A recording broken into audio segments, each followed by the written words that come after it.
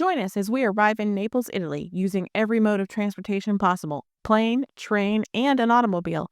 We stayed in the stunning neighborhood of Lungomare Caracciolo, just steps away from incredible food, castles, forts, and iconic views of Mount Vesuvius. Hello, welcome, and for those returning to our channel, welcome back. We are Wayne Melissa Travel, a 50-plus couple sharing our adventures in budget travel. We flew into Rome, and then once we arrived at the airport, we took the Leonardo Express train directly into Rome at the Termini station. It was recommended that we do not pre-book our fast train to Naples because if there was any problem with our flights, there's a possibility we would not be able to change or get a refund for our train tickets. So we purchased the train tickets from the Italo kiosk. Kiosk. And then we boarded the train to Naples. We call it the fast train, which was great. We'd been up around 20 hours at that point. So getting there quick was great. So it was 1 hour. We went south from Rome to Naples and had great scenery, went through tunnels. You had to look quick because the train was going really fast. The seats were comfortable. They were ports for charging, and then there was overhead storage for luggage. We could have taken a short flight from Rome to Naples, but we love the train. You get to see the countryside up close, so we love the train. Once we arrived in Naples, we took a version of rideshare, which is called Free Now. It was recommended on Google, and several people had recommended it. I would not recommend it. Their pricing was very inconsistent. We always got picked up on time, and we were always able to find the driver, but the pricing was very inconsistent. Upon arrival, we called a taxi, and it was very helpful in helping us make a decision. We had talked about, do we want to rent a car while we're here? But after riding with a taxi driver in Naples, the decision was made very quickly of no, we don't want to do that. The traffic was kind of crazy. There aren't a lot of lanes for traffic. There were scooters everywhere. There'd be a scooter on your left, scooter on your right.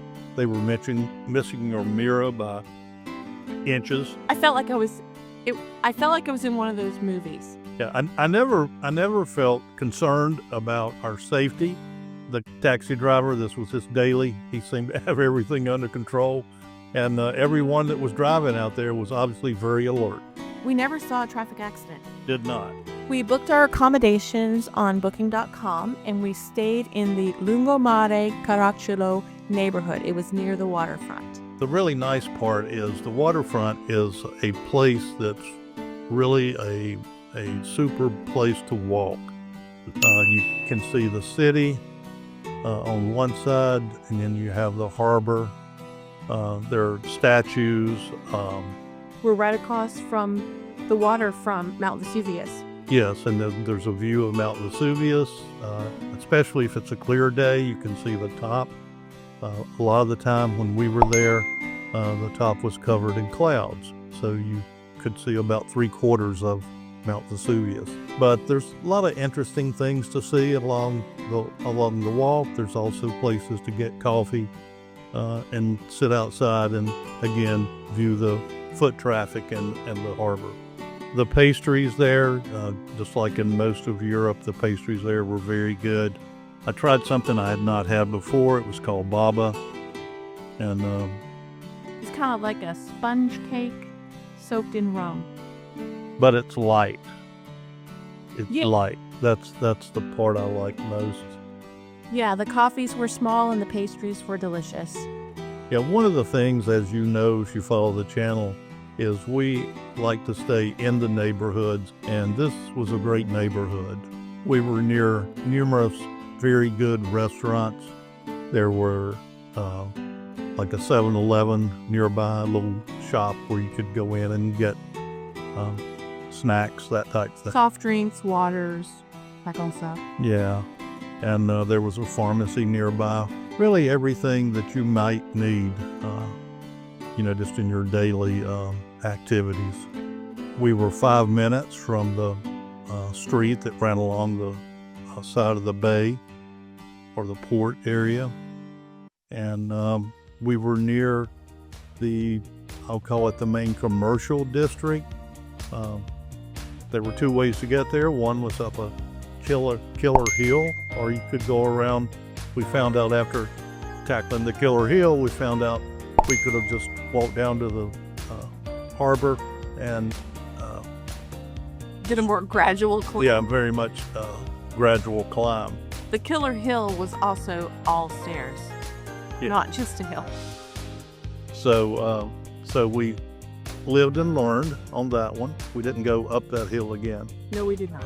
It seemed like a blue collar town versus the way Rome seemed.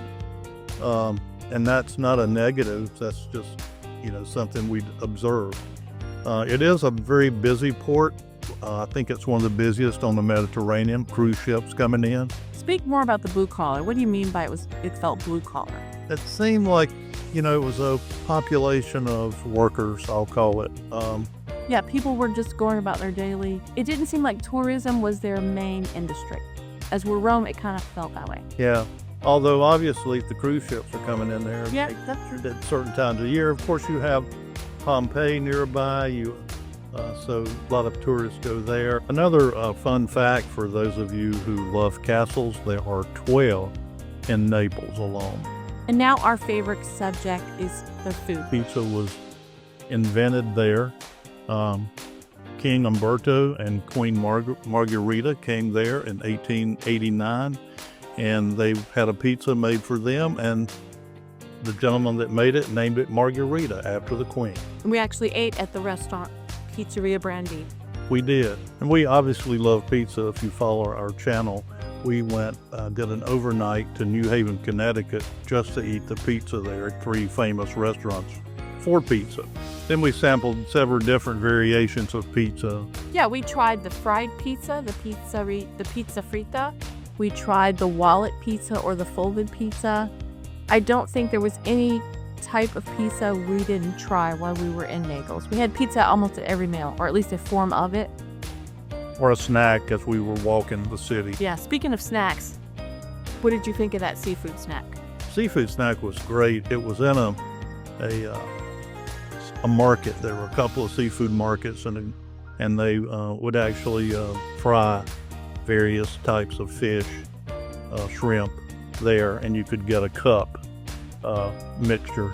Yeah, they had the bins of fresh caught seafood for the day, just barrels of them. And they would scoop a cup and just put a little bit from each barrel into this vat for the fryer, bread it, drop it in the fryer, and then throw it in I guess like a 12-ounce cup. It looked like a paper cup or a cone. It was the freshest seafood. It was delicious. Yeah, and the batter was very light batter. We'll try to remember to put the names of these places in the comments so you can make note of it, because they are highly recommended. They were so good. We're budget travelers, so there are certain places that we didn't go, but just so you know, in case you like fine dining, there are 24 Michelin restaurants. In Naples, the streets and sidewalks there are much like they are in many parts of Europe. Uneven, you spend a lot of time looking down. So walking is not always easy, especially if you have any type of physical issues with knees or feet. So just be aware of that. It is a very hilly city, although, as we said earlier, you can navigate around a lot of the steeper hills. So it's just something to think about when you go there. I thought it was, and correct me if I'm wrong, but the cobblestone, when they were wet, were not slippery. They were not slippery. Why do you think that was? I don't know. I guess it's just a type of stone. Huh, that was interesting to me. Yeah. So yeah, we didn't run into any places that were slippery. Not saying they don't exist. We just didn't encounter any areas like that. This speaks to the location where we stayed. We were very close to the main city square, which is the Piazza del Plebiscito. That is kind of where the government buildings are and where the former palace it is now turned into a government building, but you can still tell by the inside of it the opulence when it was a palace. So the location was really a really good spot to stay in.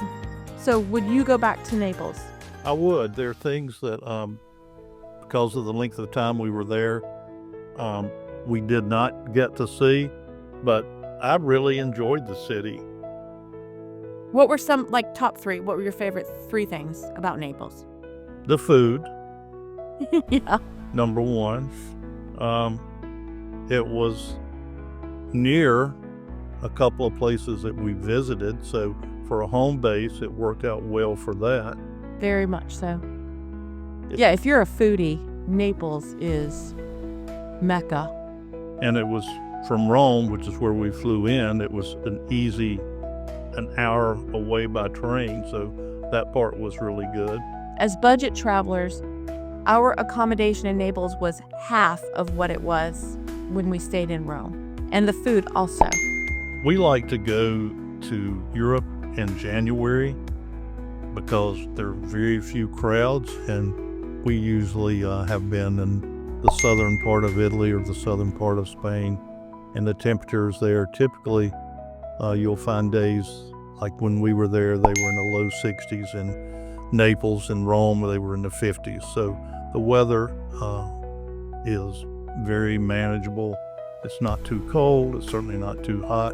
But even beyond that, it's not crowded. We didn't wait at restaurants. We didn't wait at the places that we went. They were not crowded, which was great because we could move through in a timely manner. You didn't have people in your way when you wanted to see things or get to certain areas. So that was super. If you enjoyed this video, don't forget to like, subscribe, and hit the bell so you never miss our budget-friendly travel tips. If you're planning a trip to Italy, check out our other videos linked below. See you in the next adventure. We appreciate you sticking with us to the end of this video. We share travel tips, packing videos, and tools for navigating the points and miles ecosystem.